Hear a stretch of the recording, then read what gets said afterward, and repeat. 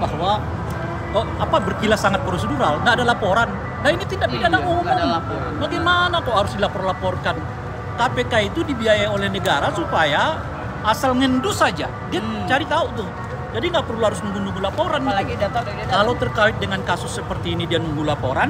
Kalau kasus lawan politik 5 tahun yang lalu pun dia ubek-ubek kok. Gitu loh kira-kira kan. Benar Bang.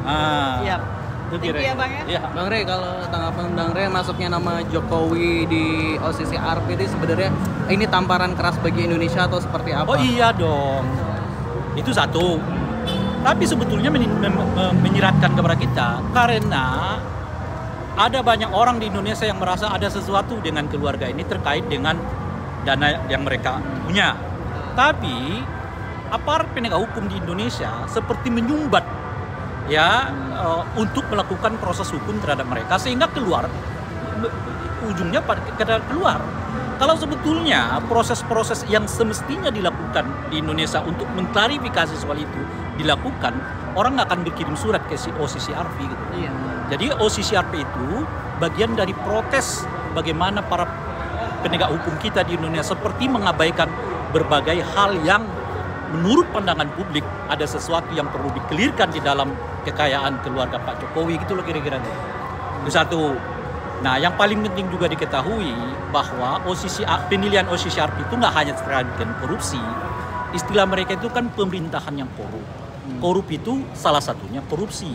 Tapi di luar korupsi itu ada soal hak asasi manusia, ada pengerukan sumber daya alam, ada pemilu yang dianggap manipulatif gitu ya, ada konflik sosial yang berkepanjangan.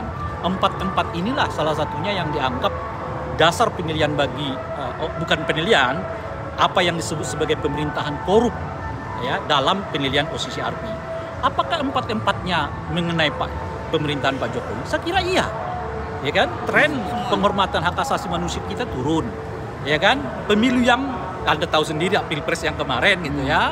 Lalu soal sumber daya alam, waduh jangan tanya lagi luar biasanya.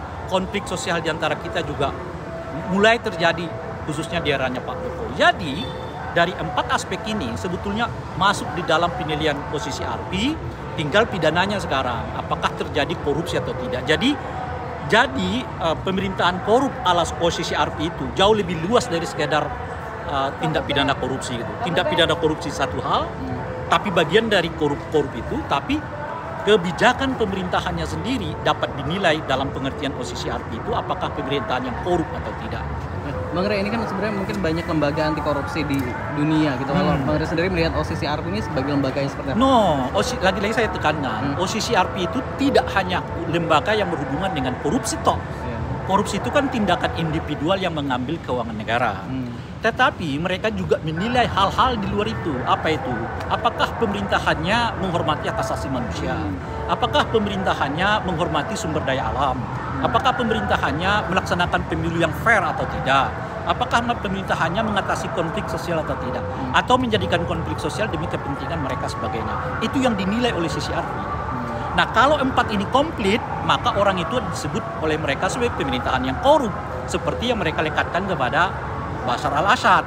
Cuman di dalam OCCRP itu setiap tahun hanya mereka milih satu. Ada 5 nominator, mereka pilih salah satu di antara 5 nominator itu. Apa di dalamnya adalah Bashar al-Assad.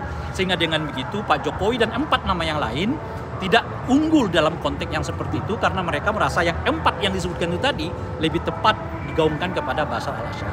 Tapi yang saya mau katakan, indikator yang disebut dengan korup seperti disebutkan oleh OCCRP sebagai prasyarat mereka menyebut pemerintahan korup itu, Anda rasa ada nggak di Indonesia? Kenyataannya indeks pemberantasan korupsi kita turun, indeks perlindungan hak asasi manusia turun, indeks kebebasan berpendapat kita turun, sumber daya alam kita makin banyak yang habis. Pemilu dan kita yang kemarin Anda tahu sendiri seperti apa.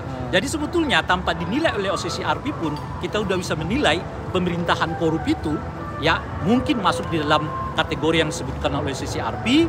Tinggal satu lagi adalah soal apakah terjadi praktek korupsi dalam pengertian itu tadi atau tidak. Bang Rey, terakhir ini kan menyangkut nama mantan presiden Indonesia. Terus Kalau Bang Rey sendiri dan Pak Prabowo sebagai Presiden Indonesia sekarang kan belum memberikan statement. Kalau menurut Bang Rey seharusnya pemerintah sekarang itulah yang saya sebutkan tadi. Jangan sampai pidato Pak Prabowo itu ngejar koruptor ke antariksa, Antartika, itu hanya berlaku pada lawan politik.